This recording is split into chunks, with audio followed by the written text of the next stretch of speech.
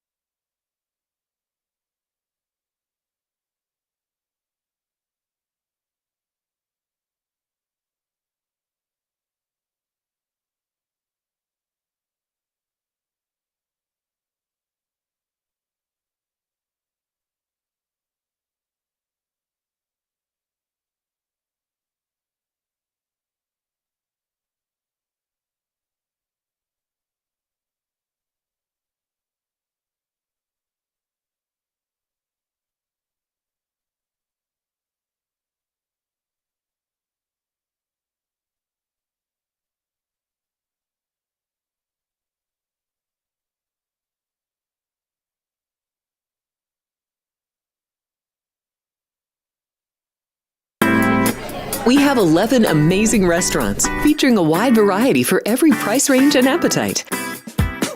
South Point's Garden Buffet has something for everyone at unbeatable prices. Or, if hunger strikes in the middle of the night, join us at Coronado Cafe. The American menu offers breakfast, lunch, or dinner 24 hours a day, plus a Chinese kitchen for authentic Chinese dishes from 11 a.m. to 11 p.m. From steak and eggs to wonton soup, it's fast and friendly service 24/7. When you need a quick pick-me-up, you can find it at our state-of-the-art Starbucks just inside the main South Point entrance. Order ahead with the Starbucks app for easy mobile order pickups. Or enjoy your favorites in the relaxing dining area anytime, day or night. If you love Mexican food, Baja Miguel's has all of your south-of-the-border favorites. There are dozens of classics to choose from, like fajitas, ceviche, chimichangas, tacos, and more. And for spirit lovers, Baja's colorful non-smoking tequila bar is right outside.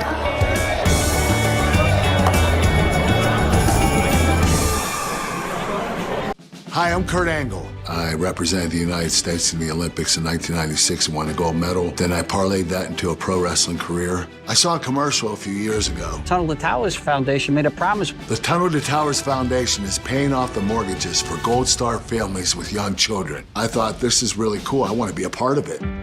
My dad served in the Army for 30 years. We didn't have a lot of money, but he made sure we had what we needed. He set a great example for all of us. He died in a construction accident my freshman year in high school.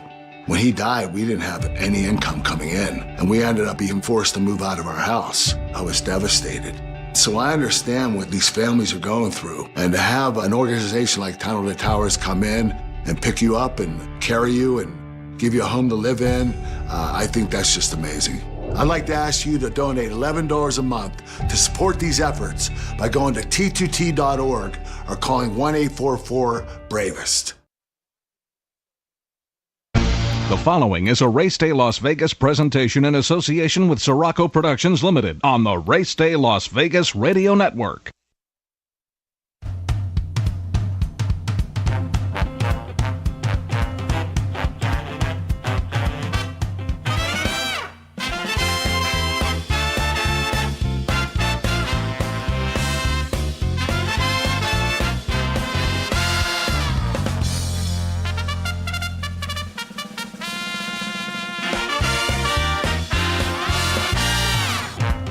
Live from the gaming capital of the world, time for Race Day Las Vegas, covering the sport of kings with a Las Vegas perspective.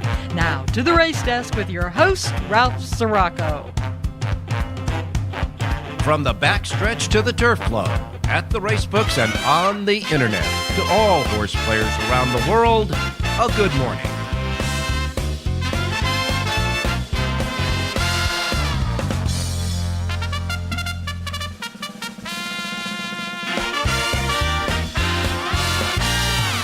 Alrighty, good morning, everybody. Welcome to the Race Day Las Vegas radio program for this Friday. Yes, it is Friday. Finally, we're rolling into the weekend of this long holiday run that we've had ever since the day after Christmas when San Anita opened. We welcome you to the show. We come to you live and direct from the gaming capital of the world, Las Vegas, Nevada, right here at our studio station, our home base, Sports Talk, 1400 AM on the radio and on YouTube at the South Point Studios location on YouTube. You go to YouTube, it's South Point Studios. When you get there, the South Point Studios streaming network, you'll see Race Day, and voila, here we are.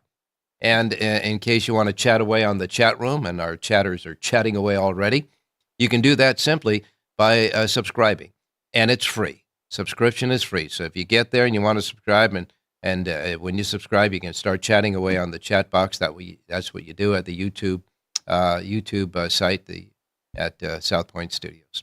We welcome you to the show, and we come to you live and direct from this gaming capital, from the South Point Hotel Casino Complex on Las Vegas Boulevard.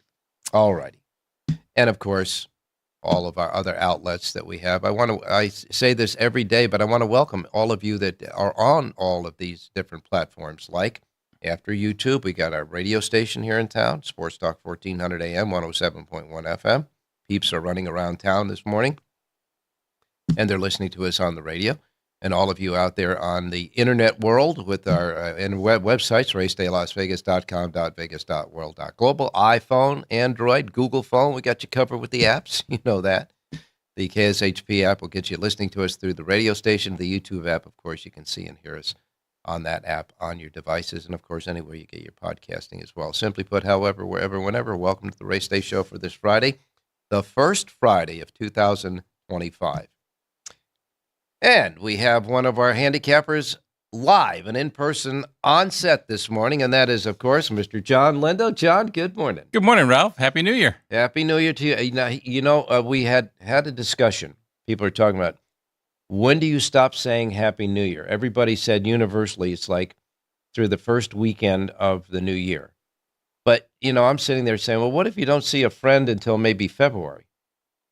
And the first time, and he said, well, you really can't say Happy New Year. By then, you should say, hey, Joe, how you doing? How's the new year treating you? There you because go. By that time, you'll have a little ramp up of how the new year is treating him. But it's still, as far as this is concerned, Happy New Year to everybody and yourself as well. Traveling up the highway from California, which way are they going? They're leaving Nevada now. Coming in yesterday was a breeze coming from Southern California, but a lot of traffic about middle of the afternoon heading out of Dodge here. I think they were a little late waking up yesterday morning. Yeah. And heading on the road there. So. Well, you got to think to yourself, they got to get home and take the Christmas lights off the house. They've been here so long. Well, I think they timed it too. Probably they can listen to the football game yesterday on the drive back home. So, it's a good day. Game that was. Oh, my goodness. Well, as a Notre Dame fan, you had to be a happy camper. Oh, doggy, I was, yeah.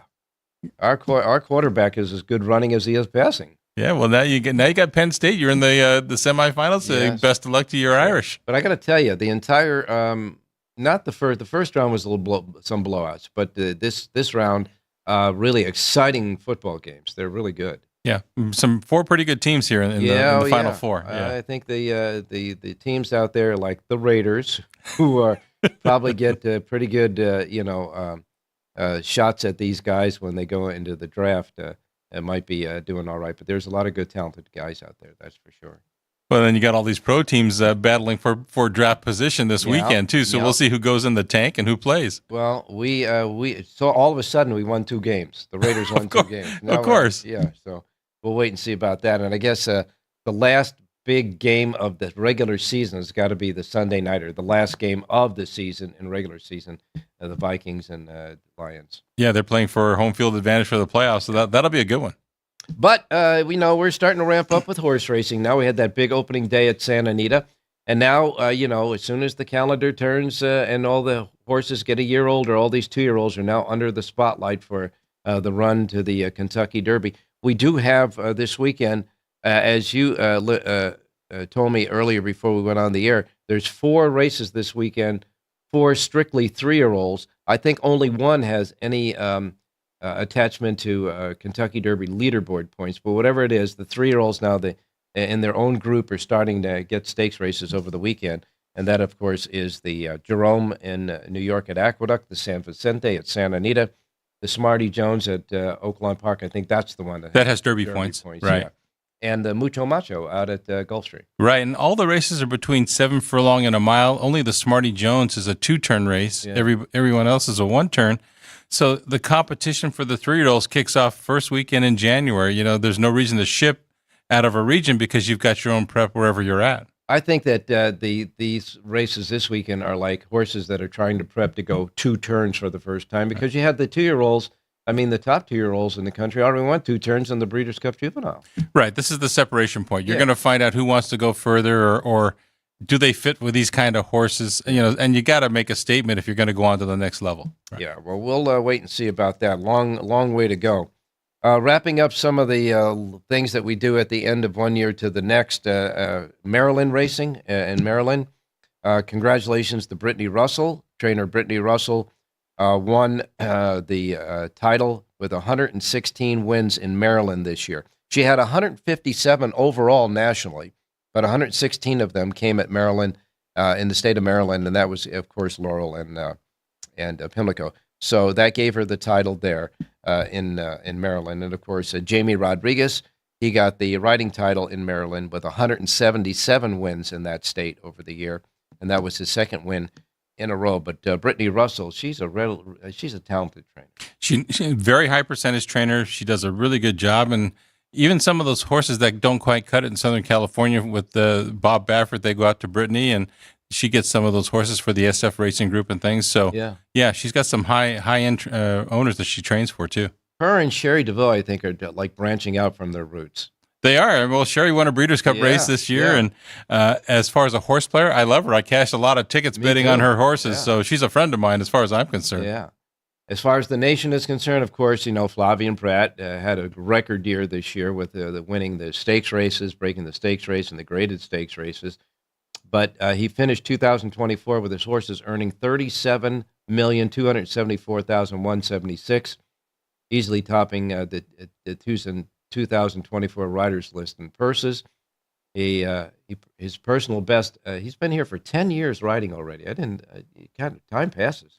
Yeah, he got started with Richard Mandel in Southern California. Yeah. He was out here. He would work horses in the winter for Richard, and then he put him on some horses, and they figured, hey, this guy can ride. And he certainly can. And he's just gone forward from there. Yeah. 1,040 mounts in 2024, 230 wins. That's a win rate of 22%, and that ain't too shabby. No, and those aren't bad races either. Those are high-quality races. Yeah. And, of course, Irad Ortiz Jr. usually is on top. He finished second in Earlings with $32.9 million in purses. And Tyler Gaffleone finished third with $29 million in purses. So those guys were doing well in the big races on the big days. As far as the trainers are concerned, Chad Brown notched his 6th trainer's title by earning his earnings, finishing with $30,866,710 in purses. Steve Asmussen finished second. Of course, he's the guy that does the volume. Steve Asmussen, $29.4 million. Brad Cox, who had several really key horses and key stakes races, he finished third with $28.3 million. And one guy you don't mention on there, I heard you guys talking yesterday about the Eclipse voting, and I would keep in mind Kenny McPeak. How you wins both the Derby and the Oaks. He doesn't have a ton of those $1 million babies, moderately priced horses that he develops, and he wins a Breeders' Cup race, the Oaks, and the Derby. I don't care what the final numbers say. He's got to be considered for Trainer of the Year. Yeah, no question about that. He really was a vintage year for him. Yeah. And like I said, as far as the volume goes, well, we know Steve Asmussen, he topped the charts with 407 wins last year. 407, notching his 14th title in that category. So he's all over the place. Jamie Ness was second with the most wins, 364, and Saffie Joseph Jr. Was third with 264. Yeah, and Jamie Ness wins everything in Pennsylvania. Doesn't he, though? Yeah. Anyhow, those are the kind of the wrap-up of 2024, but we're starting certainly with 2025. I guess the New York Racing Association played nice and is now kumbaya with the HISA. They settled that lawsuit. Now, New York Racing Association and Churchill Downs both filed a lawsuit together. It comes out of the court system in the state of Kentucky. But New York Racing Association did settle and is now out of that lawsuit. But Churchill Downs said, no, Moss, we're going to continue with our lawsuit. This has to do with the HISA fees and how they determine how much each track will pay. When HISA first came up with the payment program, it was based on number of starts at your racetrack. And then they decided to add in the mix. Well, we're also going to base part of that on the purses that are given out. And with the high purses in Kentucky, all of a sudden there was an elevated bill for Churchill Downs and in NYRA for their tracks with the slot money there too. And all of a sudden they said, wait a minute, that's not what we agreed to when this HISA thing was put together. So this will be interesting. And they've already determined for 2026, HISA's fees will be based on number of starts per track. So it's going to go back to the old way. So we got a little bubble there for a year? And this year for 2025 as well. Well, what the heck did they do that for? I don't know, but I would think that would give Churchill pretty good. I wonder why they're lawsuit. Yeah, I would think they're in pretty good grounds. Yeah. Yeah. If they're going back to the original one next year, you know that's going to be going against them in the lawsuit. That's a pretty good argument point, isn't it? Boy, yeah. If they're so right, why are they going back to the other way? The first question is, if you think you're right this year, how come you're going back to it next year? So anyhow, we'll wait and see. And that's stuff behind the scenes, but nevertheless, it does affect the end user sooner or later. Today at Santa Anita, there's a couple of races that are for the Northern California horses only, right? Right. And the dirt races are filling pretty well. I think there's 9 and 10 in those 2 dirt races. They're for horses that were based in Northern California as of January 1. Yep. And if you look at them, every one of them made their last start up at Pleasanton. Okay. So, and you're going to see a couple of more of those this weekend too. I know there are 2 on Sunday. I don't remember which races were there Saturday, but they're starting to get a little run now. These Northern California horses coming down and filling these races. Well, it's about time. I mean, and I understand that Pleasanton was at least open for a training center. Now they're thinking about closing that. Well, it came out this week, the whole idea of, okay, we'll let you stay up here and train and ship down to California, Southern California to race.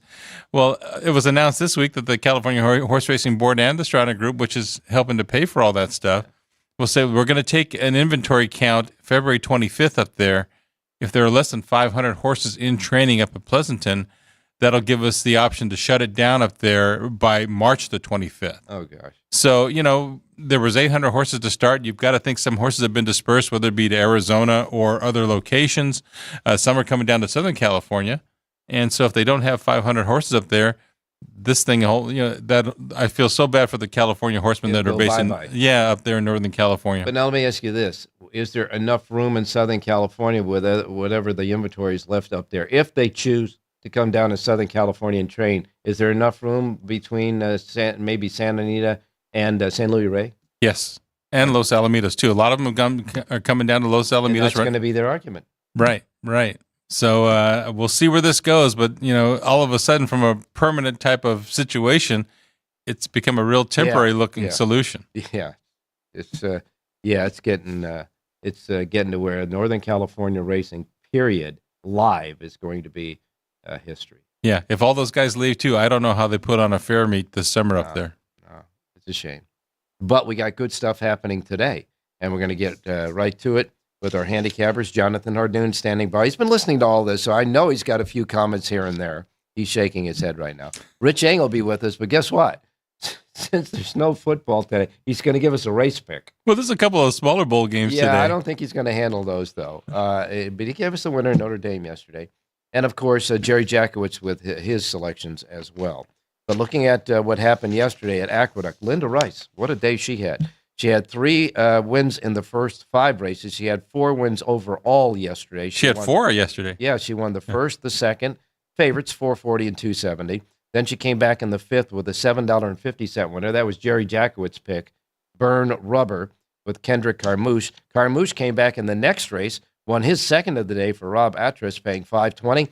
And then Linda Rice had her fourth win of the day in the seventh race, and giving Jose Lezcano his third win of the day because he won the first two for her in the seventh race, and that was a $2.40 filthy favorite winner there. But all in all, Linda Rice and Jose Lezcano, along with a couple of wins by Kendrick Carmouche, were the stars yesterday at Aqueduct. And they did hit the pick six yesterday after that carryover, $45,415. At Gulfstream Park, we got a $6.60 winner in the second race for Miguel Vasquez. Vasquez came back in the fifth race and won for Ron Spatz, paying $23.20. And then you've got Todd Pletcher. He won back-to-back races. Seventh race, $8.60. Eighth race, $8 even. Edgar Zayas and John Velasquez on those. And, of course, that team, Bill Mott and Junior Alvarado, they banged away with the ninth race winner, paying $27 at Gulfstream yesterday. And Richie's horse at the fairgrounds was scratched. So no harm, no foul there. Richie's horse was scratched. All right, time to get started with getting your stuff for you today. And so we will be right back with our handicappers, John Lindo here in studio. We'll get you your racing menu and then off for conversations and picks for today's racing card. So don't go away. We'll be right back. South Point Casino has plenty of attractions for the whole family. Catch a movie. Our 16-screen movie theater includes 2 XD Extreme screens for the ultimate in viewing, sound, and luxury. After the show, treat the family to a variety of treats at our old-fashioned ice cream parlor, Kate's Corner. We scoop up a variety of creamy concoctions, including smoothies, hand-dipped cones, milkshakes, malts, sodas, and sundaes. At Kate's, there's something for everyone. And if you still got time to spare, our bowling center might be right up your alley. Voted Best of Las Vegas, it's a great place for friends and family fun. 64 lanes, a pro shop, snack bar, and arcade. And while the kids are bowling, you can play slots and sip on a drink in the Alley Cat Lounge while overlooking the lanes. For our more serious and professional bowlers, the South Point is also home to a separate tournament bowling plaza.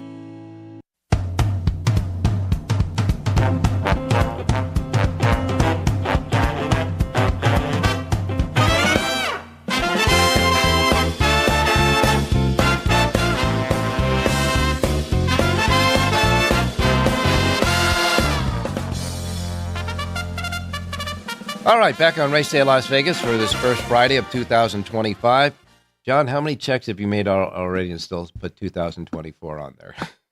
You know what? I purposely wrote a couple out ahead of time just to practice. I got them all done there before the New Year, so yes. Right. Okay. I've adjusted to this one. Yeah. Usually, you know what happens. Oh yeah, I'll still fire off one that's wrong. Oh yeah, no question about it. By the way, those calendars, San Anita calendars, are still a hit. Oh, I love them. Those 2025 calendars. Yeah. Great.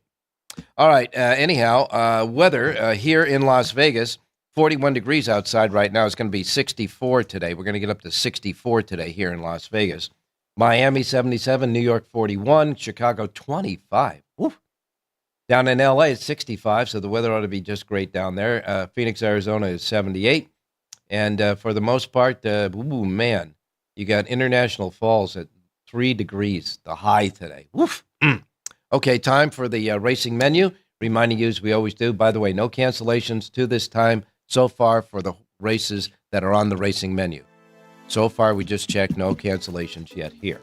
So, the racing menu, of course, first post times are Pacific. If you're not in the Pacific time zone, adjust to it. Well, I don't want you to miss anything like I miss Mom and Dad. So here we go. We begin with Tampa Bay Downs. Tampa Bay Downs has a pick six jackpot carryover, $4,705. They've got 8 races. First post time for their 8-race card is at 9:15. Gulfstream Park has 9 races. First post time is 9:20 there.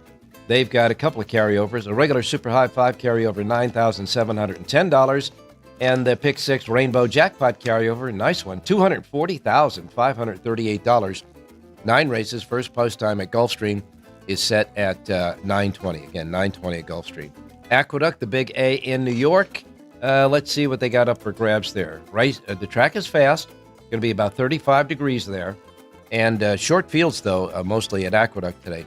My understanding is The first race had 5 horses in it. Now it's just 3 with 2 late scratches. That's making it anemic. In any case, 8 races today at Aqueduct and a first post time of 9:40. Oak Lawn Park, Hot Springs, Arkansas. Nice card today at Oak Lawn, 10 races. Their first post time is at 10:30. Then we go to the Fairgrounds, Nolens. Fairgrounds has a pick 6 carryover. This is a regular pick 6 carryover, $2,360. Their first post time Fairgrounds for 8 races set at 10:45. Then we go to Sunland Park. Sunland Park has 9 races today, 2 stakes races. The KLAQ Handicap, I guess it's named after a radio station there. 7th race on the card at 5 furlongs. And the New Mexico Racing Commission Handicap is the 8th race at 5.5 furlongs for fillies and mares, 4-year-olds and up. In this race, the favorite at even money, Carina, if she wins this race today, she will become the all-time leading New Mexico bred thoroughbred, surpassing Rocky Gulch's $1,151,725. So she's looking at a record today in the featured New Mexico Racing Commission Handicap. That's the 8th on the card at Sunland, and a first post time at Sunland Park is at 11:25. Santa Anita, back in action today. First post time, bouncing ball post time. First post time today is at 12 noon. Don't get used to that, though, because tomorrow and Sunday, it goes back to 11:30. John will explain in a minute. First post time is 12 high noon today at Santa Anita. 9 races, and again, first post time high noon. By the way, Santa Anita's got that 3x3 carryover, $862. Enough said about that. Delta Downs, 9 races, couple of stakes races. The Samstown is the 6th. The Orleans is the 8th. 9 races today at Delta Downs. First post time is 2:50. Turfway Park still has full fields there. 9 races. First post time at Turfway is set at 2:55. They got a nice pick 6 jackpot carryover, $13,890. Also a super high 5 carryover, a regular super high 5 carryover, $4,039. Again, first post time is at 2:55. Penn National kicks in with 8 races. Their first post time is at 3:15. And Charlestown has 8 races today. Their first post time is 4 p.m. at Charlestown. And that is your racing menu for this first Friday of 2025. And I know standing by, Jonathan Hardoon probably has something to say about stuff that we were saying earlier in the show. Good morning, Jonathan. Good morning, Ralph. Good morning, John. How you guys doing?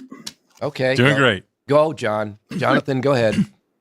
No, I'm sick about what's going on in Northern California. I mean, obviously, they're going to try to squeeze these people out, and it's a shame. What are they supposed to do? It's not so easy to get up and move your family and your whole operation to Southern California if you're up in Northern California. Just a mess, and I really think the horsemen and the horses are getting the raw end of the deal. You know, John and Jonathan, I know that when you look at it, and you're right about moving your family and all that, because a lot of guys, if they have kids in schools, they have friends and all that stuff, you know, it goes way beyond. There's a lot of different, ramifications. But as far as the cost of living in Northern California isn't any cheaper than Southern California, but the cost of doing business at the racetrack isn't it, John? Absolutely. The workman's comp insurance is more expensive in Southern California than Northern California. The cost of the feed and everything else is a little bit higher, and you do incur more costs, which is why the day rates that the trainers have to charge their owners is higher. And if you're going to charge that higher rate and run, $5,000 claimers, I don't think the purse is going to make a difference to make that difference up. It's a tough go right now for the Northern California horsemen. Now, Jonathan, John and I were talking about at the start of the show, where as soon as the calendar turns, no matter what races exclusively for 3-year-olds there is, it's always Kentucky Derby implications. Yeah, the problem is, well, it's not a problem, but they're slowly stretching distances further and further. Saturday, they have a mile right. The Jerome at New York is a mile. The Smarty Jones in Oakland is a mile, but at least that's around 2 turns, where the New York race is 1 turn. So it's going to get interesting the further they go. Obviously, some horses will excel at it and others won't. So we'll find out. And I guess maybe we are guilty about looking at all these 3-year-old races, no matter what they are, and looking at towards the Kentucky Derby. But I don't think any of the horses this weekend are going to make impact for the Derby. Well, you have a horse like Barnes, the very expensive baby for Bob Baffert. He's going to stretch out the 7/8 in the San Vicente. You have some expensive horses, and you've got to get these horses some seasoning. And that's the important thing. You got to get some races into these horses, so they're test driven by the time you get onto those big prep races. So it's important, and you just never know when a 3-year-old is going to develop and jump forward. It could happen at any time during the spring. All right, so out of the 4 races this weekend, you guys, so which one do you think that might produce something that moves on? So let's say, Jonathan? Well, I guess obviously the San Vicente, you got a couple of Baffords in there, and the bottom horse who's the favorite, the 4-5 morning line favorite, has run very well. So I don't know. I would probably assume it's the Santa Anita race. Maybe I'm wrong. John? I haven't looked at the Smarty Jones yet, so with the exception of that, I would think Santa Anita, just because, again, you have Bob Baffert, who's now Derby eligible, so he's got a reason to really get these horses going, and I want to see what Barnes does. I think he'll step forward because he had a tough trip winning that maiden race at Churchill. And Bullard, we won't know after Saturday, is he just a late-running sprinter? He had an absolute setup last time when he won the Bob Hope, but I think he'll run 2 turns. So I expect him to run good again, but I won't know about this horse until he goes 2 turns. Well, as far as the Smarty Jones, I should say, is concerned, Kale's Angel for Peter Miller is one of the favorites in that one. Then you have Hot Property, who's actually the 8-5 morning line favorite. That's Brad Cox's horse. Flavian Pratt going out to ride Hot Property. And Cole Battle is sitting at there at 9-2. And Jonathan, you said already that Cox's horse is a really nice horse. He is, but there's an interesting price horse in there, the Keith DeSormo horse, Optical. This horse has already been a mile. He's been a mile in the 16th at Keelan, so he's actually been around 2 turns. The mile at Churchill is more like a 1-turn race. The Peter Miller horse, Kale's Angel, tried the dirt last time for the first time, and he ran unbelievable. The question is he going to be able to stretch out and do it on the dirt? It's an interesting race. I don't think there were any superstars in there yet, but again, Cox horse won first time out at Fairgrounds, going a distance of ground, not an easy thing to do. I know the barn's high on him, but from a betting point of view, I was interested in looking at the 3 Optical at a big price. And John, you said you'll take a look at it. Yeah, I haven't had a chance to look at the Oakland race. I was kind of waiting to see what the weather's supposed to be with all that Arctic freeze going through the Midwest. So yeah, I don't think there's going to be like snow or rain. But it's going to be cold because the Arctic is going. That thing loops down as far as the Gulf Coast. Right. Yeah, I think Gulfstream tomorrow is supposed to be a high of 70 degrees, which is not like Gulfstream. No, that's Panic City there. That's for sure. And by the way, at Oaklawn, if it rains or snows, they're not allowed to put any chemicals into the track there. It's like some holy land, whatever it is. It's a national park. It's a national park. Yeah. That's why they can't do it. Okay, so it's a national park, but it doesn't take much for them to cancel, is the point I'm making, because they can't do anything to the track. So if the track gets really bad, well, they're going to probably cancel, but hopefully it's only cold and no precipitation. Yeah, if it's only cold, they can keep the tractors going, keep the track loosened up and not freezing up, that's for sure. Hey, Jonathan, we're going to get some horses today? Yeah, I'd like to give a winner out this year. I'm 0 for the year. So wait a minute. You had a nice horse that ran second.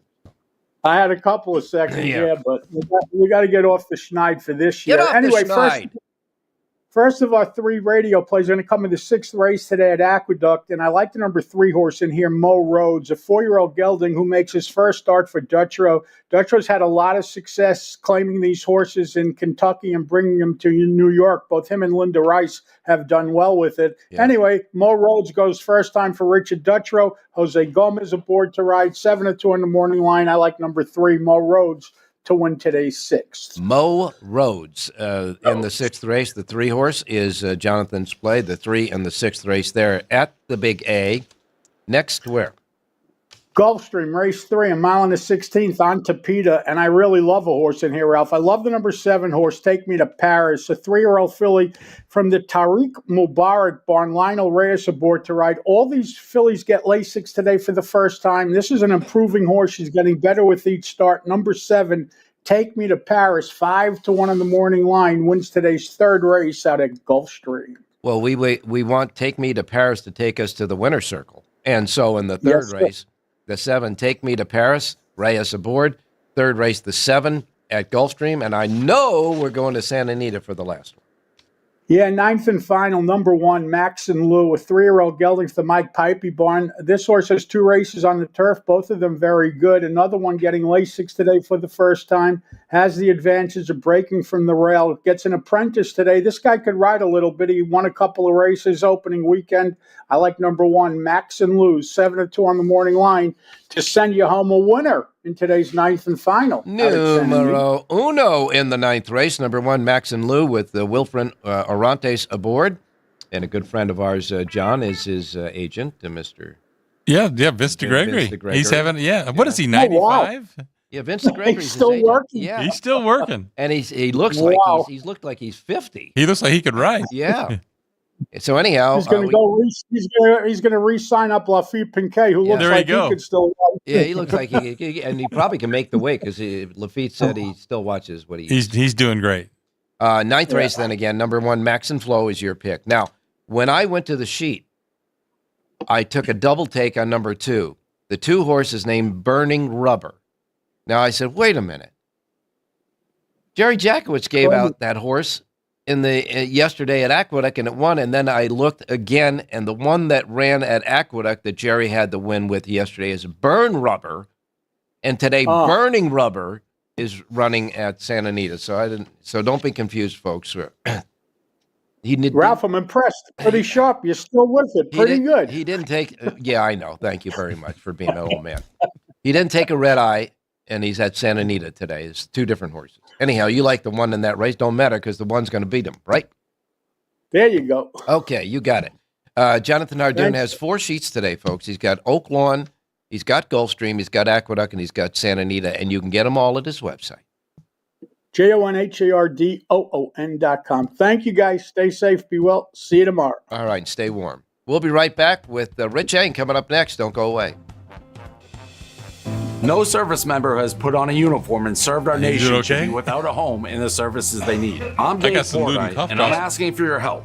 The Tunnel to Towers Foundation promises to eradicate veteran homelessness across the country so that no service member who has served our nation will be without a home in the services they need. That's why I'm asking you to contribute $11 a month to support these efforts by going to t2t.org or calling 1-844-BRAVEST.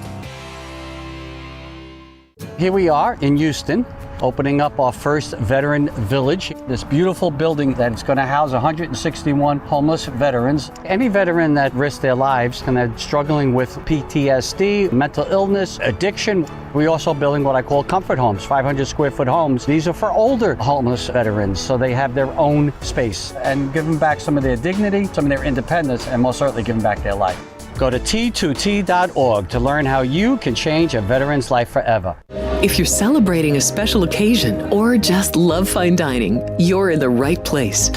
Come experience the crown jewel of South Point restaurants, Michael's Gourmet Room. Welcome. With over 600 different types of wines and magnificent dishes prepared tableside, you'll revel in the rich classic Vegas decor and the best black tie service in the world. This intimate gourmet room has earned accolades galore.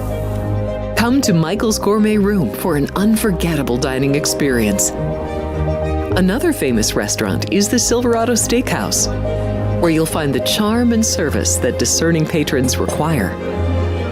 From top quality steaks and chops to fresh seafood and desserts, you'll love the award-winning wine list and menu at Silverado Steakhouse. Steak lovers have even more options with primarily prime rib. Catering to hearty appetites, the menu features a variety of flavorful prime rib cuts, dry-aged to ensure tenderness, and then seasoned and slowly roasted. Although prime rib is our specialty, it's not the only thing on the menu. There's something for everyone.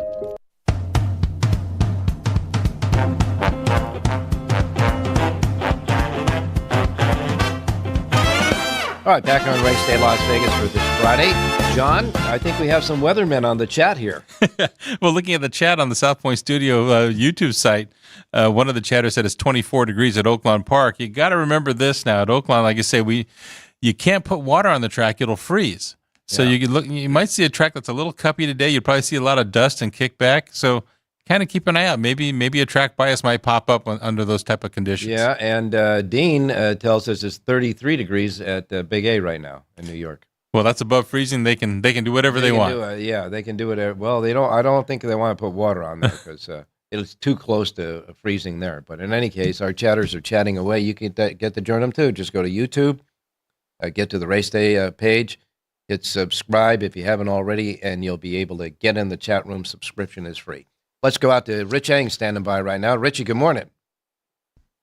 Hey, good morning, Ralphie. Good morning, John. Good morning, viewers, and good morning, listeners. Well, Mr. Eng, it didn't matter with that little point spread that went from +2 to -1 with Notre Dame over the course of the betting, because Notre Dame did a job yesterday. That's for sure. It was a very professional job by Notre Dame. They played great defense. The quarterback for Georgia he tried, but you could tell his inexperience. He hadn't seen enough game action to put up with all the blitzes that Notre Dame threw at him. And the kicker for Notre Dame, 3 long field goals, 40-plus yards, right down the middle. That was important, 9 points. And Ralph, I want to make an editorial comment. ESPN kept showing the replay over and over again to that poor kid in the first quarter who got in the way of the official, and they call a 15-yard penalty against him. It was an important play in the game because Georgia would have had 1st and 10 on the 11 in that first quarter. They moved it back to the 26. They couldn't move the ball. They kicked the field goal. But I tell you what, the Georgia fans, if they're blaming that kid for losing the football game, that means they didn't watch the rest of the 50 minutes of it. That Notre Dame was the better team. No question about that. Notre Dame is extremely balanced in all those. You just mentioned about the defense. You just mentioned about the kicker. And what about that quarterback? Yeah, his ability to run with a football. They weren't able to throw the football. I think they had like a 90 yards passing, but he used his legs to get important first downs, Ralph.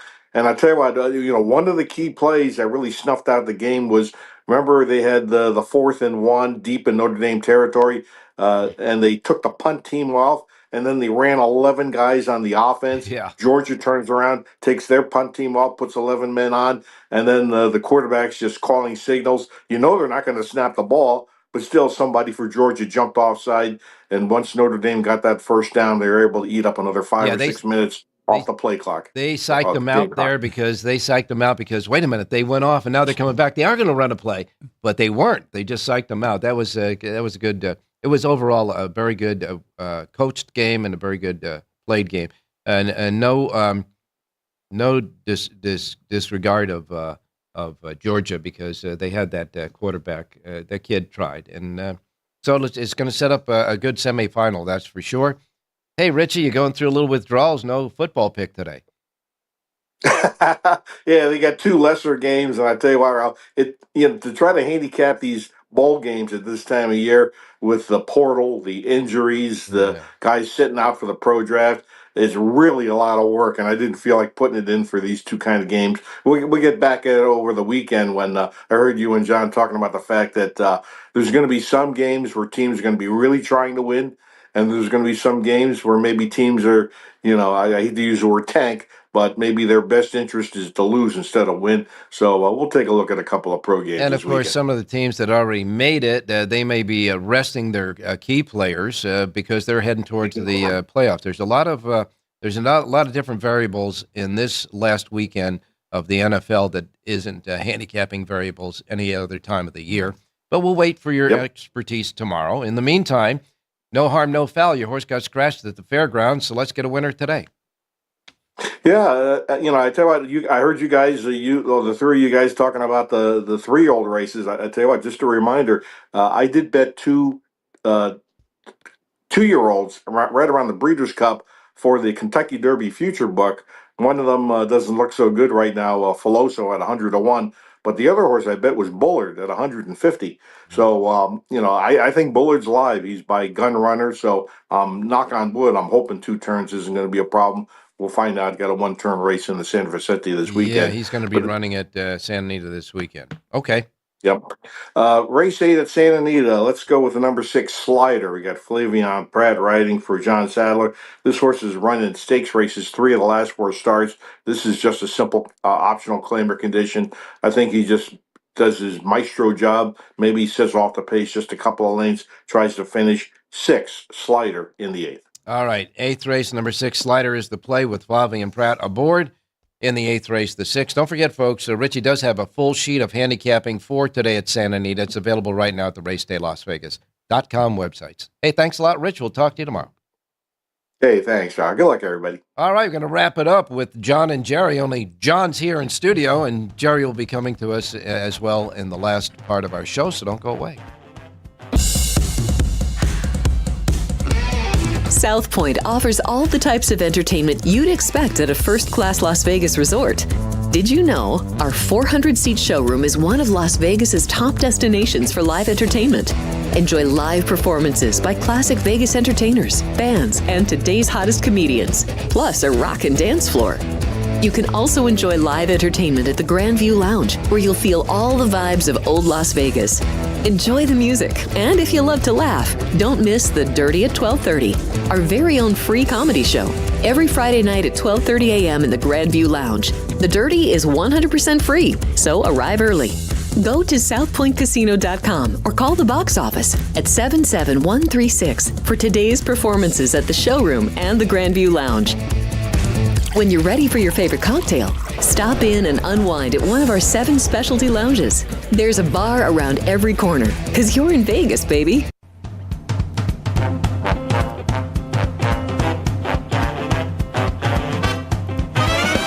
The Race Day Las Vegas Show, the only exclusive daily local media racing information source in Las Vegas.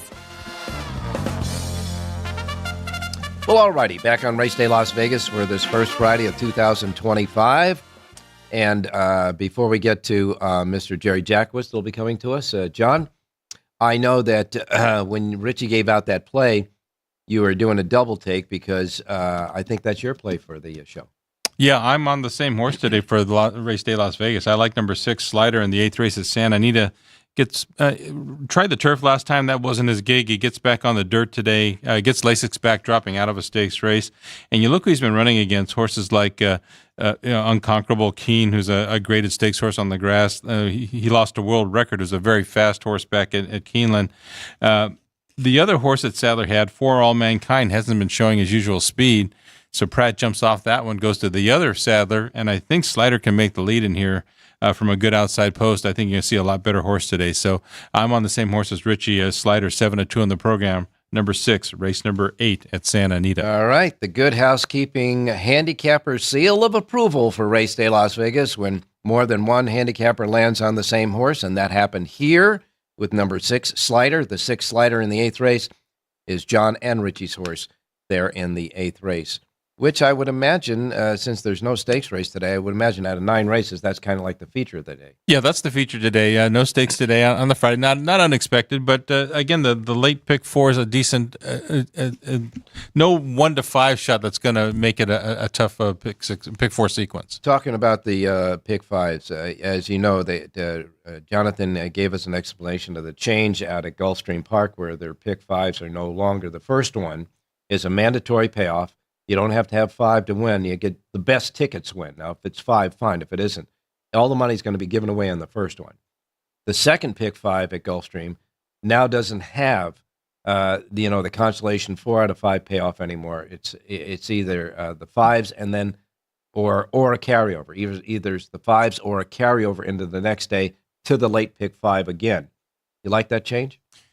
In general, yes, I'm okay with it. I took advantage of the consolations. The last time I was in town, I think I had 4 to 5 out of 3 or 4 pick 5s at Gulfstream, so I ended up making money on those bets. Right. As long as I know what it is ahead of time and I'm not surprised, I'm okay with it. So, they told us beginning of the year, no consolations in the pick 5 at Gulfstream, so I'll just play accordingly and go from there. So I just need to know ahead of time so I can play the right way. So, in other words, now the only ones that I know of that have constellations in the pick 5s left is in Kentucky at Turfway and at Keeneland.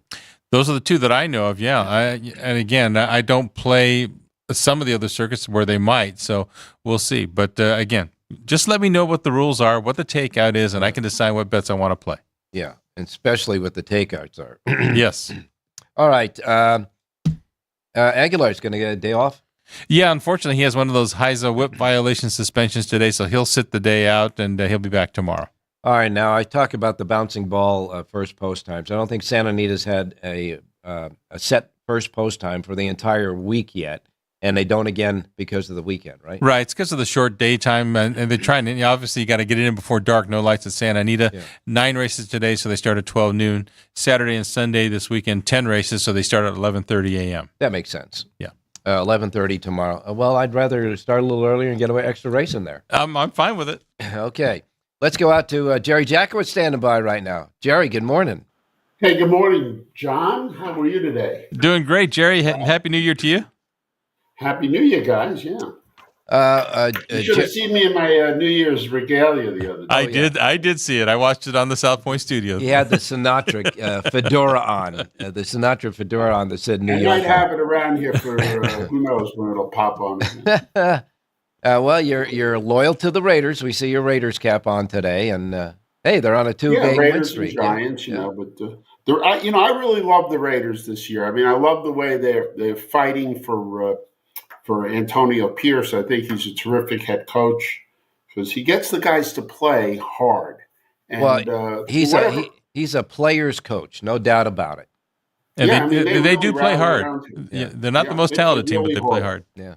And they're going to get their wins. They're maturing. Of course, they lost a lot at wide receiver and with Henry Ruggs, and now with Devontae Adams leading them. So that was a big hole in their young offensive line. We lost they're going to be very good. We lost something at running back too when Jacobs left. Right. And we really do need a quarterback. I think we need a stronger quarterback. Well, we'll see. Maybe so, but Aiden O'Connell's just improving. I mean, I know. These guys are like babies now. I like Aiden everybody O'Connell. wants, Ralph, I don't agree with that because everybody wants the quarterbacks to come out like Mahomes. It ain't going to happen. They take 4, 5, 6 years to mature. So I was impressed with Aiden O'Connell, I should say, and not this preseason, but the last preseason. I thought he was doing very well. Right. So we'll wait and see. His last game, you're starting to see that again. He's starting to get comfortable back. You need talent around you, though, that's for sure. And I've been a Raider fan since Darryl LaMonica was throwing the Bombers. So I dated myself. The Mad Bomber. Yeah, the Mad Bomber. I dated myself there. Okay, let's get started. You had burning rubber yesterday. We got burn rubber yesterday, burning rubbers in the last race today at Santa Anita. But your burn rubber won yesterday at Aqueduct. So where are we going today? Yeah, one paid $750, which was a little bit better. So there was some you could work with that. Oh, absolutely. Yeah. All right, so let's see what we got today. Let's go to Aqueducts to the 6th race. Let me click over here 1 second. Go ahead and click over there.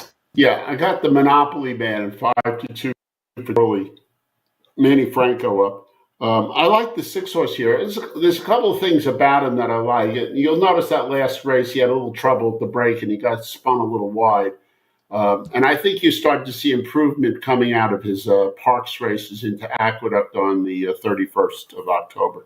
So this has sort of an improving cycle with an off race with a little excuse. It's a really simple play.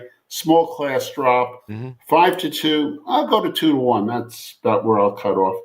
I'll take the 6 over the 3-4-7. Small reverses to break even. It's all about the Monopoly Man today in race number 6. The 6 and the 6. 6th race, you like the 6, the Monopoly Man, the 6, and your link-ups are 3, 4, and 7, and reverse. And now that we have a Good Housekeeping handicapper seal of approval pick today on the show, you and Jonathan Ardoon gives me a Siraco play today because he comes in the same race with the 3-horse. So I'm going to use the 3-6-6-3 exacta combination for the Siraco play. Your play is the 6 over 3, 4, and 7 and reverse. Right. And what I'm naturally going to do is I'm just going to increase the amount of money I put on 6-3-3-6. Thank you very much. I'm not going to sit there and go, oh, I'm right and he's wrong and stuff. I'm going to accept John's opinion. I want you both to be right and let the photo finish fall where it may. Can only hope. Yeah. All right, let's go to Santa Anita. One can only hope. Santa Anita? Let's go to the 7th. It's one of my old favorite plays, particularly in the first few months of the year when you see 8-year-old claimers in turf races, 8-year-old horses that can run, and they've been in claimers along this mare. they're really good bets. She really rates out beautifully here, as far as I'm concerned. The last race I thought was a little bit of a premature move in a hard race. She gets the rider Rispoli might improve her here. I like the 10 an awful lot in race number 7. You want to give him the name? Oh yeah, Ultimate High. Okay. So, I hate that when handicappers talk about horses and don't use their names. So thank you, good on you. Well, I want the race name, the number of the horse, and the name of the horse itself. So we did it all. The 7th race, the 10, Ultimate High is your play. But what about the link-ups? Yeah, I'm going to use the 1, 3, 6, and 8. Okay, 1, 3, 6, and 8. Okay, so in the 7th race, you like the 10, Ultimate High, the 10, over 1, 3, 6, 8, and reverse. Don't forget, folks, use that reverse because you could be a little bit wrong and still cash that way. Right, Jerry? That is correct. And you can check this with John.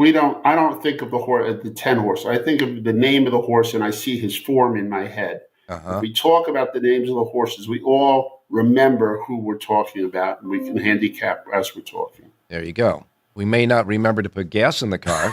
That's a whole other story. We have our memories. When you get our age, you have to be selective in remembering what you want to remember. I agree with Jerry, though, too. I try to refer by horses by name and not number. I don't want to say, well, the 4 is going to do this or whatever. And I agree. I don't like when other guys use, take the 4 horse. What's the horse's name? See this?